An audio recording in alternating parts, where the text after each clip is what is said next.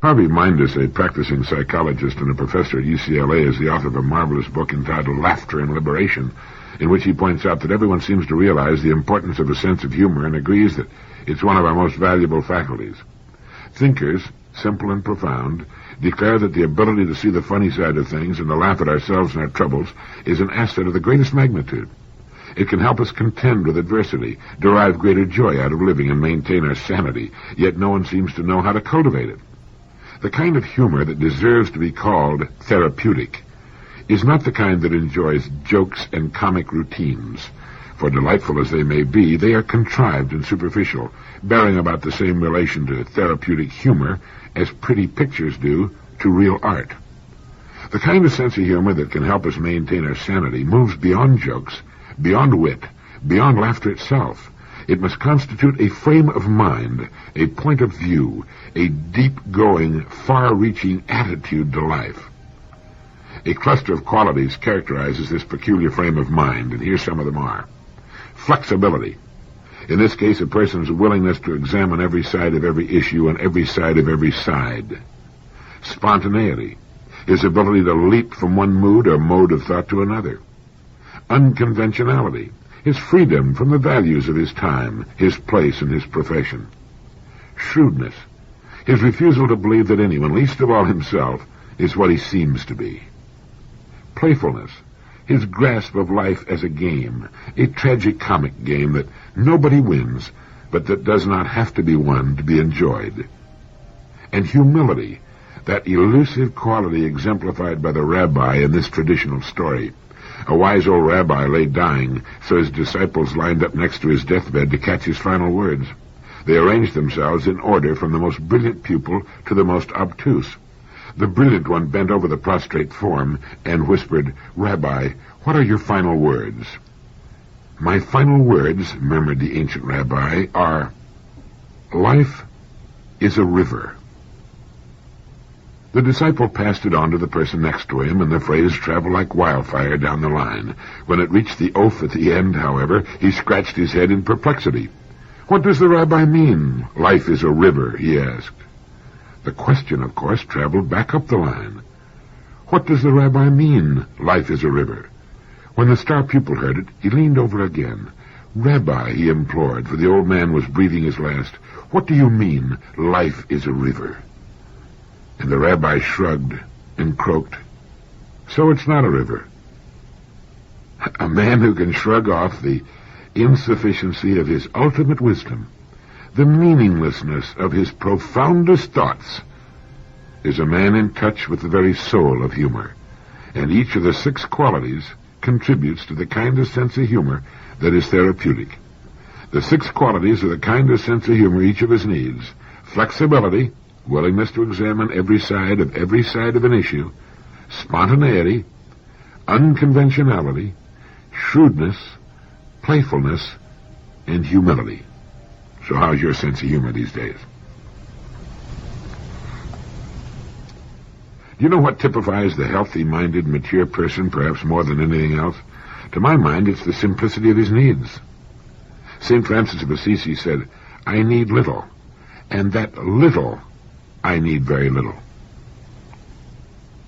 If you'll think back to the truly great men and women of our time, and going all the way back in recorded history, you'll find that their lives were characterized by simplicity. Think of Edison, Einstein, Schweitzer, Gandhi. The list is endless, going all the way back to the great teachers of antiquity: Buddha, Socrates, Epictetus, Moses, Christ, all the truly great ones. And their lives were typified by their lack of the weight of possessions, their freedom from being owned by things, gadgets, gewgaws, junk. After his crucifixion, Christ left a robe and a movement that was to change the world. The possessions of Gandhi, following his assassination, could be held in one hand. Now they were all people who lived in the spiritual and mental realms. They were not concerned with their own earthly existence, and we cannot be like them. The completely ascetic life is not attractive to us because we haven't grown inwardly to the point where we can become a Thoreau or a William Yeats. But we can simplify our lives until we have them under our control instead of it being the other way around. Our highly industrialized technological society could not exist 6 months without the farmer. But the farmer could exist all his life and raise a fine family without modern industry or technology, although it would be admittedly much tougher on him. I'm glad we've progressed industrially and technologically to the point we've reached. It's great having the things we need in such abundance, but it's also good to decide upon what it is we need for a good and abundant life, because if you're not careful, it's possible for your possessions to own you. I was on a television show with Zsa Zsa Gabor many years ago, and noticing the enormous diamond she was wearing, asked her if she was afraid of being attacked and robbed, and she said no. A few months later, or perhaps it was a couple of years, I read in the paper that she had been attacked and beaten in an elevator of a New York hotel and her diamond stolen. It had not been insured. Now, all that problem and risk and ultimate loss because of going overboard on the size of a diamond. And a good question is, do I own the things I own for my own pleasure and convenience, or to impress those about me? Getting back to that maturity business, the really mature person couldn't care less if he or she impresses anyone or not. Sometimes people in show business have to go to extremes for publicity, and it's good for their careers. It's a good investment for them unless it endangers their lives and limbs. But if you're interested in making an assessment of your degree of maturity, look at the things you think are important in your life. The mature person carries his important possessions within. He or she isn't concerned too much about what others may think, nor does he or she need to make an impression on anyone. They see life in the world in a clearer, truer light. How many times have you heard a woman say, well, it's what they're wearing this year, which is another way of saying, this is the current uniform, or whatever they wear, I will wear. And men are just as bad. If the style is drooping Jesse James gunfighter-type mustaches, you'll see them adorning male upper lips from Maine to California. You'll see them in your rear-view mirror of your car and all about you on the street. Whatever starts out as something new and different immediately becomes the commonplace. The desire to copy others is so deeply ingrained in the human organism as to be a constant source of amazement, until you remember the wise words of our friend Jose Ortega y Gasset. It is the natural state of man to find himself disoriented in his world. He is seeking orientation, a path to follow. And if others seem to know what they're doing or where they're going, well, he'll quickly get in line. Few people in our society are sufficiently mature, sufficiently wise, to go their own way regardless of the ebb and flow of fads and fashions.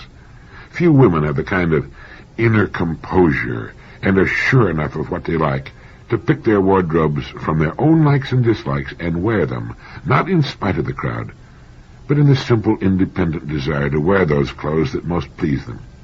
It isn't a matter of men or women, it's a matter of human beings who've never developed a way of their own in the world. It isn't that the independent, free person wants to be an iconoclast and stand out as a character in the crowd, just the opposite. He doesn't care if he stands out or not. He doesn't need to stand out. He's content with his evolving self. He's growing, he hopes to get better, but he's satisfied with his progress. It's perfectly natural that the person who lacks inner direction will seek to find direction in a group of some kind. This is not to say we should not belong to organizations, only that we should try to find out what is important to us and go our own way, or perhaps I should say, grow our own way. I was rereading Dana's great classic, 2 years before the Mass, and his description of California and its people back in the 1830s when it still belonged to Mexico, and of his fascinating adventures as an ordinary seaman. And he mentions that when the sailors on his ship got an occasional liberty, they would go to the nearest saloon, get thoroughly plastered, and finally be stripped of their possessions and tossed into the pokey, where they would have to be ransomed the next morning. Now, he found it curious that sailors saw how fast they could become unconscious on their rare opportunities to go ashore. He, on the other hand, explored the countryside, met and talked with the people, learned the Spanish language, and kept notes in a journal that was to someday become a world classic and do much to raise the standard of living and the pay of sailors everywhere. He was the one man on the ship that didn't go with the traditional conduct of sailors, and he's the one that accomplished something. To be great at anything is to be a nonconformist. Mark Twain once said, whenever you find yourself on the side of the majority, it's time to reform. It isn't a matter of going against the trends of the time, it's simply a matter of going your own way. Norman Cousins, in an editorial for the Saturday Review, observed, We have been concerned for some years with the lot of underprivileged people throughout the world, but we have yet to do anything for one of the most underprivileged of all, ourselves.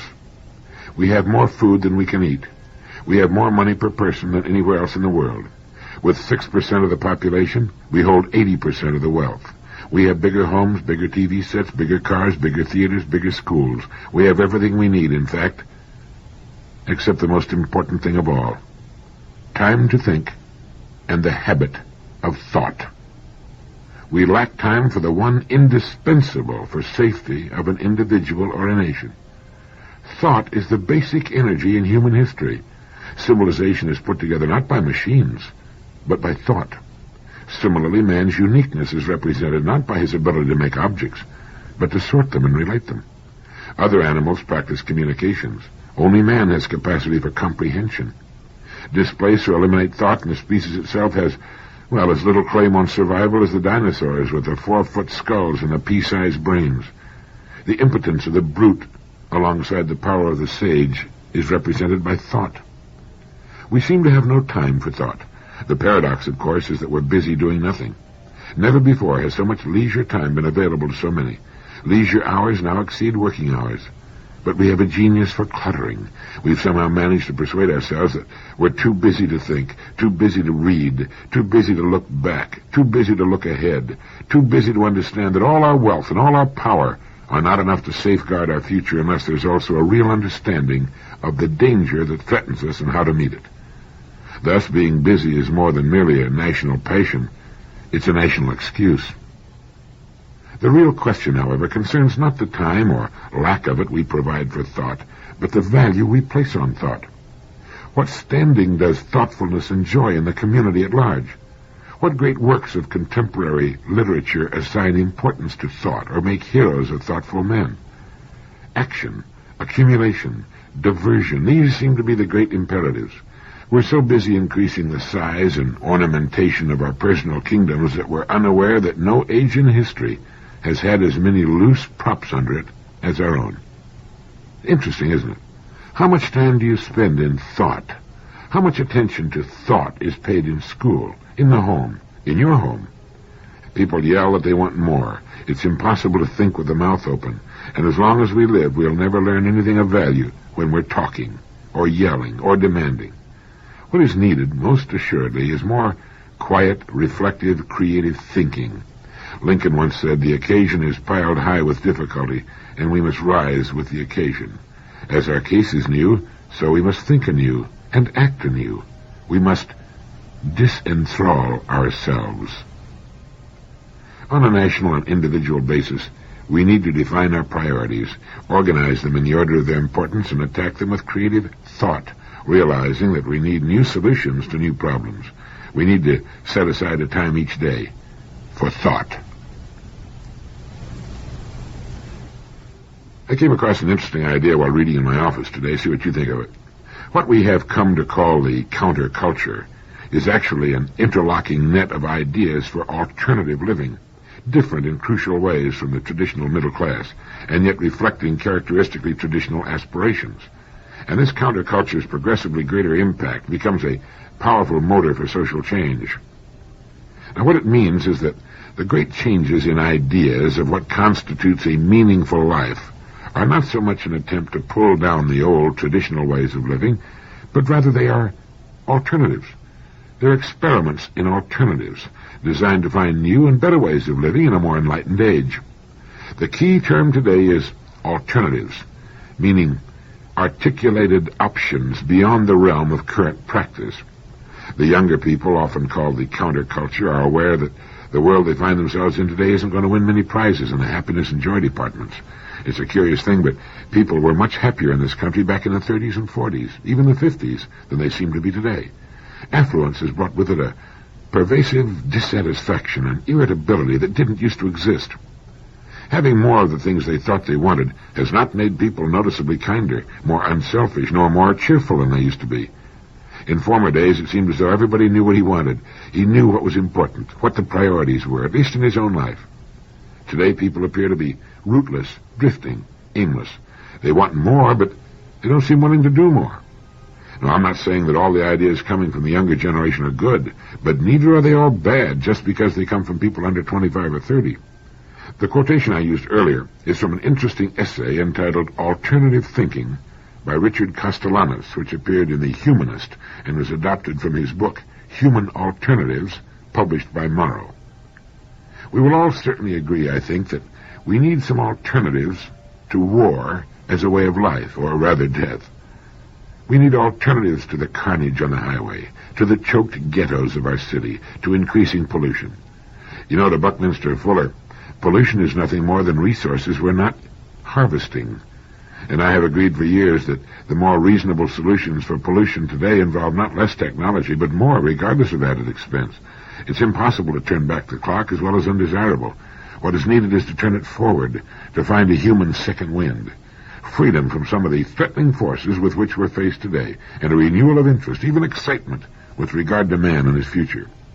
I'm delighted that we have this so-called counterculture coming up with alternative ideas for a more meaningful kind of living. It's as ridiculous and stupid for older people to attempt to disregard the ideas of those under 25 as it is for those under 25 to disregard the ideas and solid accomplishments of those over 30.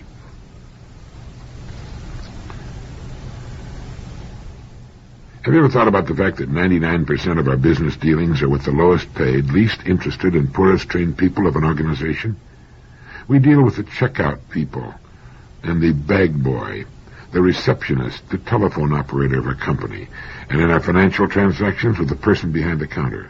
When something goes wrong with one of our appliances, we don't deal with the president of a company or other high-ranking official. We deal with the serviceman or woman, usually man, and in the case of our car, with the service manager and the mechanic. With the transportation company, well, it's the bus driver or the ticket taker. With the airlines, it's the reservation girl, the person behind the counter, or the stewardess. It's the same with virtually all of our myriad transactions. That's the way it has to be, of course, and for the most part, the people with whom we deal are fine people with a genuine interest in doing a good job. But in all but a very few notable cases, the great bulk of these fine people have not been thoroughly indoctrinated with the company's goals and problems, nor do they receive from the company material calculated to help them grow and mature as persons.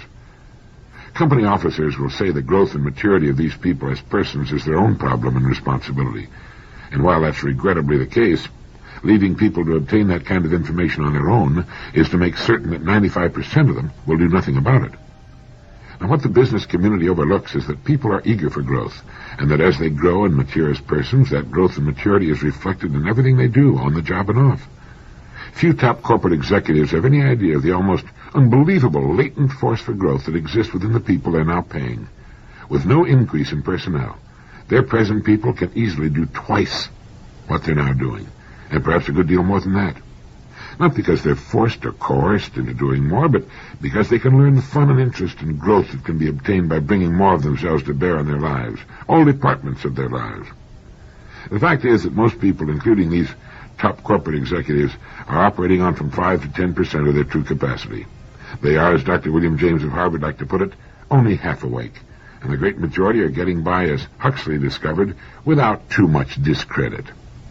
The answer, in my opinion, is a steady stream of interesting educational material aimed at motivating a person to push back his mental horizons and see himself as an original, enormously creative and competent person with deep, largely unplumbed reservoirs of ability, even genius, which he has probably habitually failed to use, for the simple reason that to get by in our society, he doesn't have to.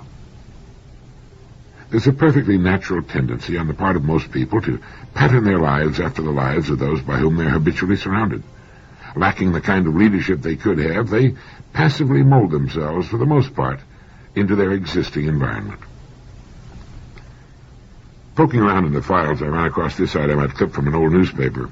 It's the United Press story, dateline San Pedro, California, and has to do with a family that inherited $200,000. What did they do with it? They blew it, as they put it, and today they're right back where they were before. The mother of 4 children, who lives with her husband and family in a rented home in San Pedro, inherited the money from her father's estate. It took 2 years for the lawyers to haggle and the government to scrape off its stake, the lawyers to divvy up as much as they could lay their hands on, and when the smoke cleared 1 year later, there was a sum of $200,000 left after all taxes and expenses. That's a tidy sum. Properly invested, it could grow into $1 million before too long. But they managed to go through it in just 1 year. When asked how they managed to do it, the wife replied, well, we bought cars and motorcycles for the 2 boys and a truck and a $2,000 hi-fi with all the components and clothes, and we put a down payment on a house, and the girls and I all had our teeth kept, and I had my breasts lifted, and, oh yes, we bought ski equipment, and we traveled. We put 200,000 miles on one of the cars in 1 year, and we all saw psychiatrists. It seems all that money pulled the family right together, and they grimly went about the business of unloading it as fast as someone could think of something to buy, and it was only after the money was gone that the recriminations began. As the briefly rich daughter of the deceased put it, we started fighting. They kept saying, why didn't we spend it this way? Why did you spend it that way? But they were there to spend it. If she had it all to do over again, well, she said, if our family was smart, we would have bought a few luxuries and invested the rest of the money. But did she honestly believe they'd do it that way? Nope, she said, I'd do exactly the same thing I did. I'd blow it. Well, I hope they had fun. It's their business, their money. But the day may come when they're a bit older that they'll start hitting each other over the head for not putting at least some of that loot to pasture, to grow for those important retirement years. The father could have avoided his daughter and her husband going on that 1-year spree if he had left a will and the money in trust for them. It would also have avoided the legal fees and the Uncle Sam's big bucket, and probably would have grown to $500,000 or so, with plenty of money still going to the daughter and her family, who could have gradually spent much more money for many more things over a much longer period of time, and still ended up well-to-do in their retirement years. Well, let's make sure we have a will. An attorney will help us draw one up so that what we leave will be disposed of as we think it ought to be. After all, it's our estate. I noticed that she mentioned last that they all saw a psychiatrist. Maybe that was their mistake. Maybe they should have seen him first. But it was their money. And as she said, when it finally came, it really wore us out spending it. We were just exhausted. In his fine book, Embers of the Mind, Scott Buchanan wrote, imagination is the medium in which all things are done. And I think it was our old friend Henry Miller who said, imagination is everything. And to paraphrase Kant, your imagination is the condition for the possibility of experience. I don't think we've given enough thought or attention to the importance of imagination. Under certain circumstances, imagination is a torment.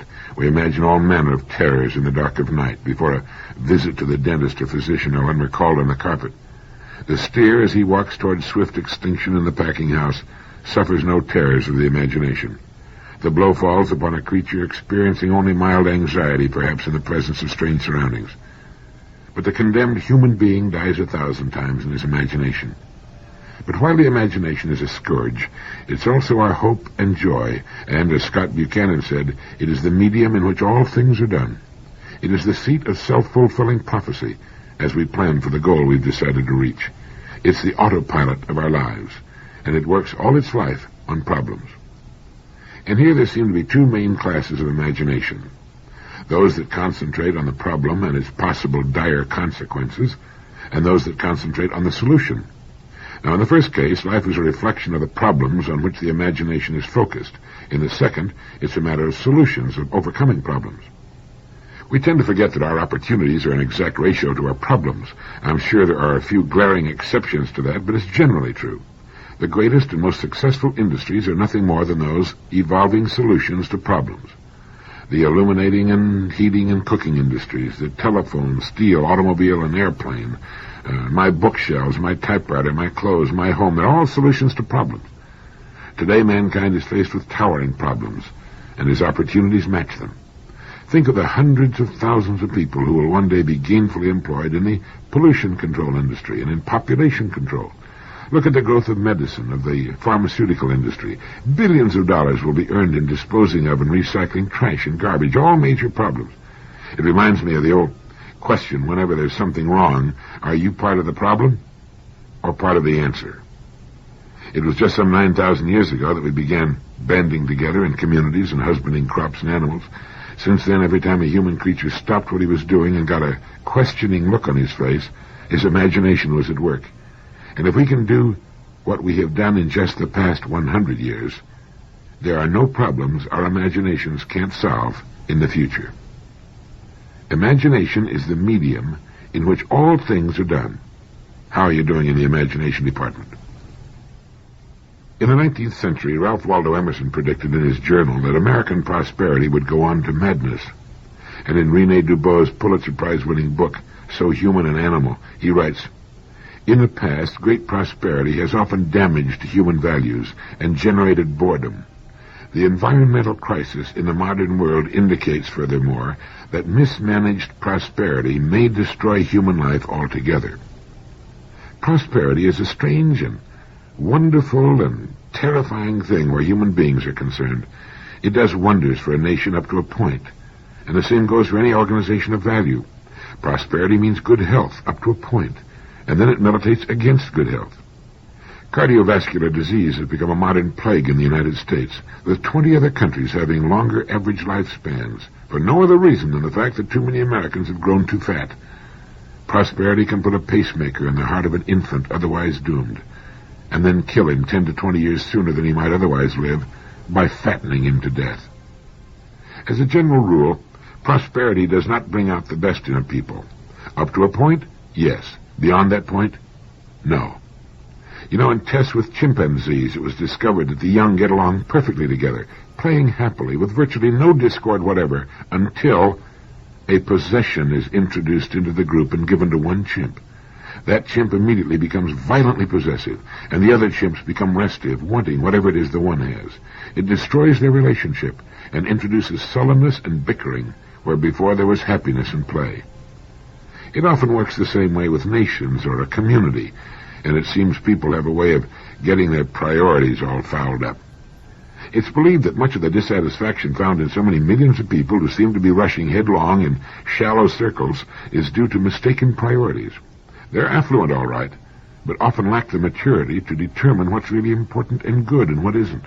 They get confused about what things are simply means to an end and what things are ends in themselves.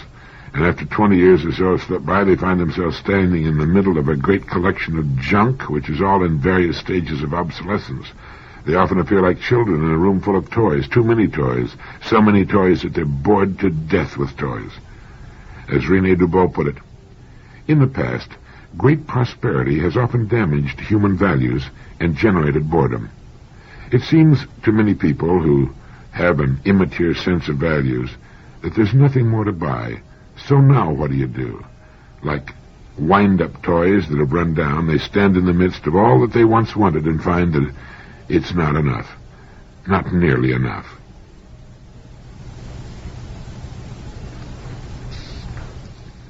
I want to share with you a letter written by a young lady, a senior at McLean High School. She writes, "I was raised as a virtually free American in Watts, a section of Los Angeles that has been called a slum by sightseers and a depressed area by sociologists. As a child, I never noticed. We had an overabundance of unsightly tenements, smelly pool rooms, dirty streets, and flying garbage, yet I never felt underprivileged, depressed, or deprived. To outsiders, my environment might have appeared to be miserable, but in all honesty, I must say that I was not aware of this. I can be considered fortunate because poverty never destroyed or even damaged my ideas or standards. Sociologists would probably label me as the privileged poor, and indeed I am privileged. But poor, I am not. Henry Ward Beecher once said, 'No man can judge whether he is rich or poor by turning to his ledger. It is the heart that makes men rich. He is rich according to what he is, not what he has.' We moved out of Watts, and 6 years later I began to hear rumors of what I, a person from a slum, was supposed to be. For the first time in my life I realized that Watts had been pictured in many people's minds as a 20th century Tobacco Road. This was after the riots. This was when mass media began to degrade not only Watts, but all lower middle-class communities as well. After the riots, scores of projects were started. Everyone thought he knew the answer. They thought the answer was money. The money began to pour in, trying to force upper middle-class standards on a lower middle-class society. The front-page headlines told of how the people didn't have the money to buy the necessities of life, yet they'd existed, survived, and lived for many years. As time passed, The people began to believe the stories themselves. They no longer wanted to live happily as they had in the past, not luxuriously, but contentedly. Now they saw themselves as others saw them. They felt cheated and left out. The more money that poured in, the more money was needed to satisfy this new thirst. Now Father can go to work and feel like a slave for 8 hours a day, and Sis can't go to school because her clothes aren't good enough. You can bet that when they sit down to meatloaf, they think of others eating steak.